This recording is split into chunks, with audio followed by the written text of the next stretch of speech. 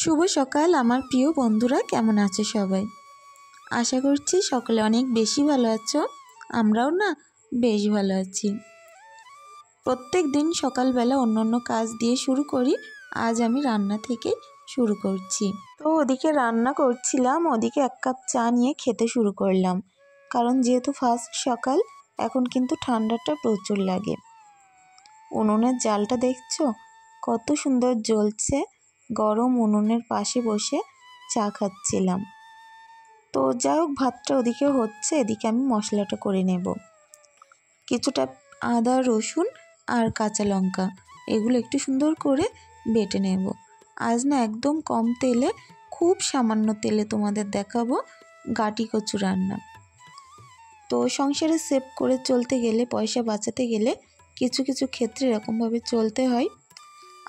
আর একটা জিনিস, যেটা স্বাস্থ্য শরীর ভালো রাখতে গেলে কিছু কিছু দিন হয়তো একটু তেল মশলা খাওয়া পড়ে যায়, তো স্বাস্থ্য ভালো রাখতে গেলে কিছু কিছু দিন কম তেল মশলায় চালিয়ে দিতে হয়। তো এখানে আমি অল্প একটু আদা, রসুন, কাঁচা লঙ্কা একসঙ্গে বাটা করব বলে নিয়েছি। তো খুব সুন্দর করে বাটনাটা করে নিলাম। আর এইরকম শিলপাটায় বাটা মশলা দিয়ে উনুনের রান্নার কিন্তু বেশ ভালো লাগে। তো দেখো, মশলাগুলো এক জায়গায় করে একটা পাত্রে তুলে নিচ্ছি। এখন ভাতটা দেখতে হবে কি অবস্থা, যেহেতু আস্তে আস্তে হচ্ছে আর আমি এদিকে অন্য অন্য কাজগুলো করছিলাম। তো সকাল সকাল ভাত বসানোর একটা কারণ আছে, সেটা হলো হাজব্যান্ড বাড়িতে আছে। তো হাজব্যান্ড বাড়িতে থাকলে আমার কিছু করি আর না করি সকাল সকাল রান্না করতে হয়। যেহেতু যা চাল নিয়েছিলাম রাত্রে ফুরিয়ে গেছিলো, সকালে কোনো ভাত ছিল না, ওই কারণে ঘুম থেকে চোখ ডলতে ডলতে উঠেই একেবারে ভাত বসিয়েছি। তো যেহেতু উনুনটা গরম ছিল, তো ভাবলাম এই গরম উনুনে একেবারে যে কোনো একটা তরকারি করে নিই। তো ভাতটা তো হয়ে গেছিলো, ভাতটা উপর করে দিলাম। আর এখন ভাবছি বাড়িতে যে কটা গাটি কচু আছে সেটা দিয়ে, আলু দিয়ে, আর 2 পিস মাছ আছে ফ্রিজে, তো ওই মাছ 2 পিস দিয়ে একটু তরকারি করে নেব। তো প্রথমে তো যে গরম উনুনে রান্না করলে অনেক তাড়াতাড়ি রান্না হয়ে যাবে, ওই কারণে এতটা সকাল সকাল একেবারে সবজিটা বসিয়ে দিচ্ছি। দ্বিতীয়ত, এখন যদি রান্নার কাজটা সারা থাকে, সারা সকালে আমি অন্য কাজ করতে পারবো খুব সুন্দরভাবে। ওই কারণে ভাবলাম চলো যা হোক, যা আছে বাড়িতে তাই দিয়ে দুপুরটা চালিয়ে দিই। কিছু কিছু দিন এরকম একটু বুদ্ধি করে যদি রান্নাবান্না করা হয়, খরচাটাও যেমন সেভ হয়, ঠিক তেমনি কিন্তু তাড়াতাড়ি হয়ে যায়। শীতকালের না এই ছোট্টবেলার সঙ্গে পেরে ওঠা যাচ্ছে না। যতই তাড়াতাড়ি কাজ করছি মনে হচ্ছে দেরি হয়ে গেছে, আর খাওয়া দাওয়া করতে করতে ঠিক বিকাল হয়ে যাচ্ছে। তো সেই কারণে এরকম কিন্তু এখন থেকে সকাল সকাল রান্নার চেষ্টাটাই করব। সকালবেলা রান্নাটা হয়ে থাকলে না কাজগুলো বেশ সুন্দর তাড়াতাড়ি হয়ে যাচ্ছে, আর সব কিছু টাইমে করতেও পারছি। যেহেতু সিমরানের পরীক্ষা প্রায় চলে এসেছে, ও তো ভোরবেলা স্কুলে যায়, তো 11:30টার সময় বাড়িতে আসে, 12টা থেকে ওর আবার পড়া থাকে। তো এর মধ্যে যদি আমার রান্নাটা করা হয়ে যায় না, 2টো গরম ভাত খেয়েও পড়তে যেতে পারে। তো সব কিছু এরকমভাবে করার চেষ্টা করি। হয়তো সব কিছু করে উঠতে পারি না, কি পারবো কি তার ঠিক নেই। কেন বলো তো, প্রত্যেক দিন এই ঘরবাড়ি ছেড়ে ধরো দোকানে চলে যাই, আর বেশ বড় একটা সময় কাটিয়ে আবার সেই দুপুর 2টোর সময় বাড়িতে আসি। তো ওই যে টাইমটা আমার কাছে কতটা বেশি কষ্টকর হয়ে পড়ে রান্না বান্নার ক্ষেত্রে, সেটা না অনেকটাই তোমরা হয়তো জানো।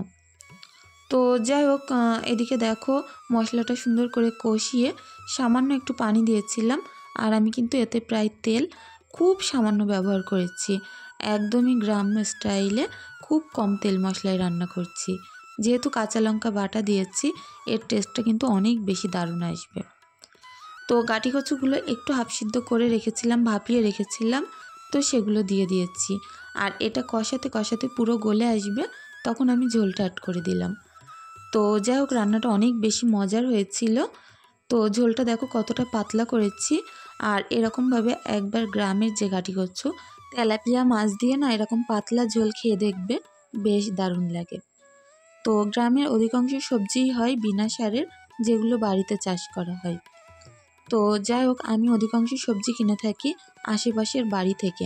এদিকে রান্নাটা প্রায় শেষ, ঢাকা চাপা দিয়ে রেখে আসলাম, ঝোলটা একটু গাঢ় হলেই নামাবো। তো তার মধ্যে পুকুরে আসলাম। যেহেতু বললাম সকালবেলা চোখ ডলতে ডলতে রান্না করতে গেছি, কোনো কাজই কিন্তু আমার হয়নি। তো বাসনগুলো মাজবো, ঘরবাড়ি ঝাড়ু দেবো, খাট গোছাবো, তারপরে জামা কাপড় পরিষ্কার করতে হবে, অনেক কাজ আছে। তবে কতটা শেয়ার করে উঠতে পারবো বুঝতে পারছি না। কেন জানো তো, আজ কতদিন ধরে আমাদের এখানে বিডিও অফিসে হাঁটতে হচ্ছে আমার কিছু কাগজপত্রের সমস্যার কারণে। তো প্রত্যেক দিন সকাল সকাল রান্না করে নিয়ে বেরিয়ে যাচ্ছি, আর 12টার সময় 1টার সময় করে যাচ্ছি, বাড়িতে আসছি 3টে সাড়ে 3টেই। তো এই করতে করতে খাওয়া দাওয়া করতে প্রায় সন্ধ্যা, এই করেই না আমার এই কটা দিন কেটে যাচ্ছে। তো ভেবেছিলাম হাজব্যান্ড যে কটা দিন বাড়িতে থাকবে একটু রেস্ট করতে পারবো, কারণ আমার দোকানে যাওয়া লাগবে না।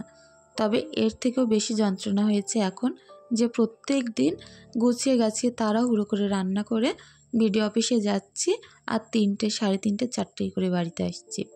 এই হচ্ছে এই ব্যাপার, জানো তো। কাজ আর আমার মোটে কমেই না। যতই সকাল সকাল করার চেষ্টা করি না, ভাত আমার কপালে বিকালেই থাকে, দুপুরের ভাত। তো এইভাবেই যাচ্ছে। তবু আমার বাচ্চাদের না আমি সবসময় টাইমে খাবার দেওয়ার চেষ্টা করি, কারণ আমরা মেয়েরা না কাজ করতে করতে নিজেদের খাওয়ার কথা হয়তো ভুলেই যাই, কিন্তু আমরা কিন্তু বাচ্চাদের খাওয়ার কথা কখনোই ভুলি না। তো যতই কষ্ট হোক যাই হোক না কেন, শীতের এই ছোটোবেলার মধ্যে টাইমে কিন্তু আমার রান্না টান্নাগুলো হয়ে যাচ্ছে। সমস্ত কাজ বুদ্ধি করে করছি বলে না অনেক তাড়াতাড়ি হয়ে যাচ্ছে। সকালবেলা 1 ঘন্টার মধ্যে রান্না করেছি, আর এখন আমার যে ঘরের কাজগুলো আছে এগুলো 1 ঘন্টার মধ্যে করে নেব।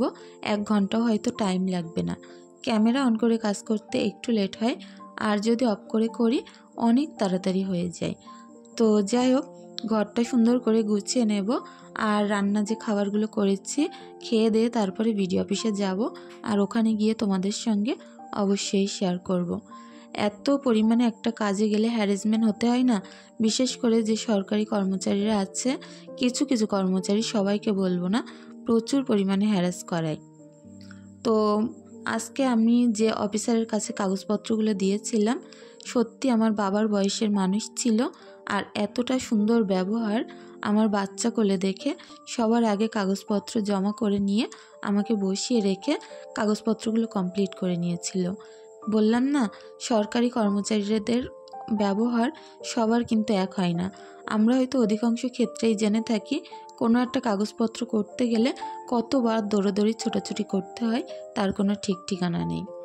তো কিছু কিছু ভালো মানুষ আছে দুনিয়াতে, যাদের জন্য কিন্তু আমরা সাধারণ মানুষরা অনেকটা বেশি শান্তি পেয়ে থাকি। তো যাই হোক, তোমাদের সঙ্গে ওখানকার অনেকগুলো গল্প করলাম। তো বিডিও অফিসে যখন যাব দেখাবো কতটা ভিড় ছিল। তার মধ্যে কিন্তু যে স্যারটা ছিল কাগজপত্র কমপ্লিট করছিল, খুব সুন্দর মানুষের সঙ্গে ব্যবহার করে বুঝিয়েই সব কিছু কমপ্লিট করে দিচ্ছিল। তো এদিকে দেখো, প্রত্যেকটা জামা কাপড় আমি খুব সুন্দর করে কেচে পরিষ্কার করে নিচ্ছি আচার দিয়ে দিয়ে। আর এগুলো সবই ঈশার জামা কাপড়, যেহেতু একবার করে পরে একটু ইস্যু করে, কি একটুখানি নোংরা হয় খুলে রাখে, এগুলো কিন্তু খুব বেশি নোংরা হয় না। তবে আমার ওই যে অভ্যাস, বাচ্চা কাচ্চার জামা কাপড় একবার গায়ে থেকে খুললে আমার আর মনেই হয় না যে সেটা আবার ওইভাবে পরিয়ে দিই। মনে হয় সেটা আগে ধুয়ে কেচে পরিষ্কার করে দেব, তারপরেই পরাবো। তো জামা কাপড়গুলো ধুচ্ছিলাম পুকুরে অনেকটা পানিতে নেমে। তো সেই ভিডিওটা কি করে স্কিপ হয়ে গেছে আমি বুঝতে পারছি না। তো এদিকে বিলের ধারে চলে আসলাম বেশ অনেকগুলো জামা কাপড় নিয়ে মেলতে। সারা দিন না কাজ করলেও আমাদের মেয়েদের কিন্তু হাতের কাজ ফুরায় না। তো সকাল থেকে সন্ধ্যা পর্যন্ত এরকমভাবেই লেগে থাকতে হয় সংসারের পিছনে। সন্ধ্যার টাইম থেকে একটু বিশ্রাম পাওয়া যায়। তো একটা প্যান্ট একটু ময়লায় পড়ে গেছিলো, সেটাও আবার বিলের পানি থেকে ধুয়ে নিলাম, শ্যাওলাগুলো হাত দিয়ে সরিয়ে সরিয়ে।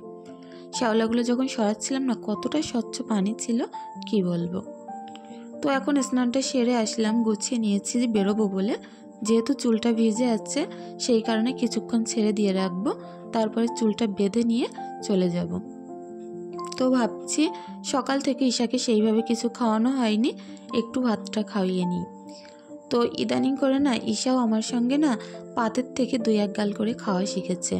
আর ওর না ঝালটা আগে যেমন লাগতো এখন একটু কম লাগে, সেই কারণে আমার পাত থেকে ভাত মাখিয়ে মাখিয়ে খাইয়ে দিই। তো বন্ধুরা, আমার আজকের ভিডিওটি কেমন লাগলো প্লিজ কমেন্ট করে জানিও। আর যদি কিছু ভালো লেগে থাকে প্লিজ চ্যানেলটি সাবস্ক্রাইব করে আমার পাশে থাকতে পারো। যদি বেশি কিছু ভালো লাগে অবশ্যই একটি লাইক একটি কমেন্ট করে দিয়ে যেও। আর আমার কথার মধ্যে আমার কাজের মধ্যে যদি তোমাদের কিছু খারাপ লাগে প্লিজ সেটা ক্ষমা সুন্দর দৃষ্টিতে দেখার অনুরোধ রইল। সকলকে আমার তরফ থেকে অনেক বেশি দোয়া, ভালোবাসা, আশীর্বাদ রইল। তো এখন বিডিও অফিসের অবস্থা দেখো কতটা ভিড়। আর এখান থেকে এবার বাড়িতেও চলে যাব ঠিক 3টের দিকে। তো বন্ধুরা, আজকের ভিডিওটি এখানে শেষ করছি। সকলে অনেক ভালো থেকো, সুস্থ থেকো।